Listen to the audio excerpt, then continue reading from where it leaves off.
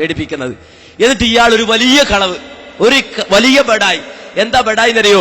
കേട്ടോളൂ, അദ്ദേഹം ഒരു വലിയ ബെഡായി പറയാൻ. മുജാഹിദ് പ്രസ്ഥാനം രാത്രി മാത്രമേ പകലും ജിന്നിനോട് സഹായം ചോദിക്കാന്നാണ്, പിശാചിനോട് ചോദിക്കാന്ന് പറയുന്നത്. ഇവർ പറയുന്നത് വിജനമായ മരുഭൂമിയിൽ ഒരാൾ അകപ്പെട്ടു. മരുഭൂമി എന്ന വലിയ കേസാണ്. നമ്മൾ നടന്ന മാതിരി മരുഭൂമിയിൽ അകപ്പെട്ടാൽ വഴി അറിയില്ലെങ്കിൽ ഒരു രക്ഷയില്ല, മരിച്ചു പോകുന്നേ വഴിയുള്ളൂ, വേറെ വഴിയില്ല. കാരണം വെച്ചാൽ മരുഭൂമി ചുട്ടുപൊള്ളുന്ന മണൽക്കാടാണ്. ഒരു ആരും തുണക്കുണ്ടാവില്ല, റോഡുമില്ല, വഴിയില്ല, മനുഷ്യന്മാരില്ലാത്ത വിജനമായ പ്രദേശം. റോഡ് അറിഞ്ഞില്ലെങ്കിൽ, വഴി അറിഞ്ഞില്ലെങ്കിൽ രക്ഷപ്പെടാൻ ഒരു വഴിയില്ല.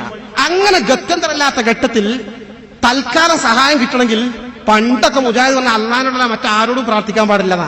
ഇപ്പൊ പറഞ്ഞത് അള്ളഹാനോടും പ്രാർത്ഥിക്കാം, ജിന്നിനോടും പ്രാർത്ഥിക്കാം, പിശാചിനോടും പ്രാർത്ഥിക്കാം, മഹാത്മാക്കളോട് പാടില്ല എന്ന് മാത്രമേ ഇപ്പൊ പറയുള്ളൂ. കളവ്. ഒരു വാചകത്തിന്റെ തുണ്ടുധരിക്കാൻ നിങ്ങൾക്ക് ധൈര്യമുണ്ടോ?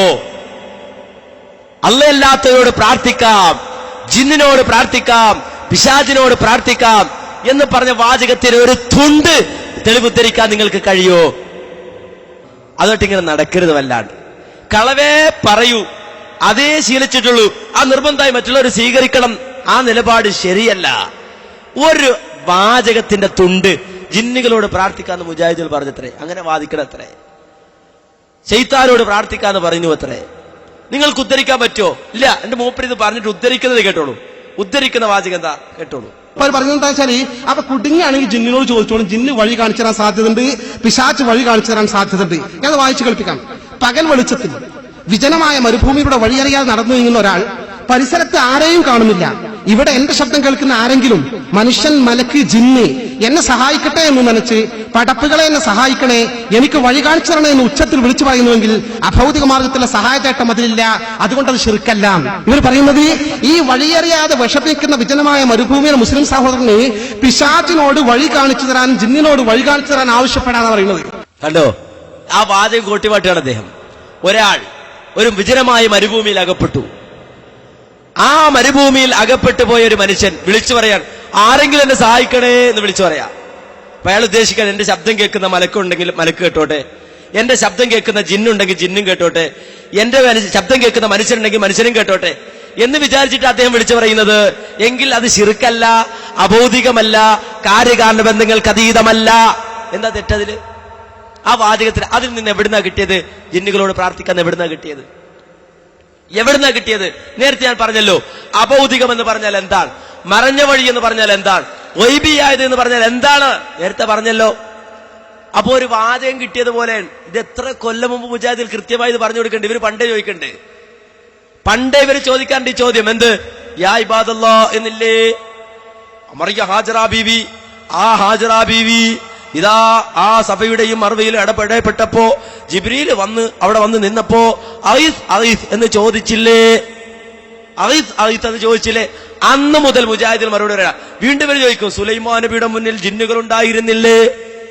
സുലൈമാൻ നബി ചോദിച്ചില്ലേ അവരോട്, അയ്യുക്കും അർഷിഹ, ആരാണ് അർഷിങ് കൊണ്ടുവരിക എന്ന് ചോദിച്ചില്ലേ? ഇവര് പണ്ടേ ചോദിക്കണേ. അന്ന് മുതൽ മുജാഹിദിൽ മറുപടി ഉണ്ട്. എത്രയോ വർഷങ്ങൾക്ക് മുമ്പ് മാത്രല്ല, അന്ന് ശബാബിൽ ഒന്നൊരു ചോദ്യമുണ്ട്, ഇതേ ചോദ്യം തന്നെ. 1983 ആ കാലയളവ്, 90 ഇടയിലുള്ള കാലയളവിൽ ശബാബിൽ വന്ന ചോദ്യം. ആ ചോദ്യോത്തരം തൗഹീദ്, പ്രാർത്ഥന, തൗഹീദ്, ചോദ്യങ്ങൾക്ക് മറുപടി എന്ന യുവത പ്രസിദ്ധീകരിക്കുന്ന പുസ്തകം ഇപ്പോഴും വിൽക്കുന്നുണ്ട്. നിങ്ങൾക്ക് വാങ്ങാൻ കിട്ടുന്ന പുസ്തകം നിങ്ങൾ വായിച്ചു നോക്കുക, അവിടെയുണ്ട് ഇത്. ഈ വാചകം കേട്ടോളൂ. ജിന്നുകൾ അള്ളാഹുവിന്റെ അടിമകളാണ്. ഖുറാഫിയുടെ ചോദ്യത്തിന് മറുപടി പറയാ. ജിന്നുകൾ അള്ളാഹുവിന്റെ അടിമകളാണ്. അവരുടെ അസ്തിത്വത്തെയോ കഴിവുകളെയോ സംബന്ധിച്ച് വിശദ വിവരങ്ങൾ ഖുർആനിലോ പ്രാമാണികമായ ഹദീസിലോ ഇല്ല. സുലൈമാൻ നബി അലൈഹിസ്സലാത്തു വസ്സലാം ജിന്നുകളെ കൊണ്ട് ജോലി ചെയ്യിപ്പിച്ചിരുന്നു. അവരോട് പല കാര്യങ്ങളും ആവശ്യപ്പെട്ടിരുന്നു. ഇനി അടുത്ത വാചകം കേട്ടോ. എന്നാൽ അദ്ദേഹം ജിന്നിനോട് പ്രാർത്ഥിച്ചുവെന്ന് ഖുർആനിലോ ഹദീസിലോ പറഞ്ഞിട്ടില്ല. ഇനി അടുത്ത വാചകം കേട്ടോ. അതുപോലെ വിജന പ്രദേശത്ത് ഉണ്ടായേക്കാൻ ഇടയുള്ള ജിന്നുകളും മലക്കുകളും ഉൾപ്പെടെയുള്ള സൃഷ്ടികളോട് അവർക്ക് കഴിവ് നൽകപ്പെട്ട വിഷയത്തിൽ സഹായം ആവശ്യപ്പെട്ടാൽ അതും പ്രാർത്ഥനയാണെന്ന് പറയാവുന്നതല്ല. ഇത് ശബാബിനും കൃത്യമായി മുമ്പെഴുതിയതാ. ആ ചോദ്യോത്തരം തന്നെ യുവത പ്രസിദ്ധീകരിക്കുന്ന പ്രാർത്ഥന, തൗഹീദ് ചോദ്യങ്ങൾക്ക് മറുപടി ഇന്നും ബുക്ക് സ്റ്റാളിൽ ചെന്നാൽ കിട്ടും. അതിൽ വരെ മുജാഹിദുകൾ കൃത്യമായി പറഞ്ഞു പഠിപ്പിച്ച ആശയം ഇത്. പണ്ടേ പണ്ടേക്ക് പണ്ട് മുജാഹിദുകൾ പറഞ്ഞു വിശദീകരിച്ചു കൊടുത്ത ഇവരുടെ ചോദ്യത്തിന് മറുപടി പറഞ്ഞ ആശ.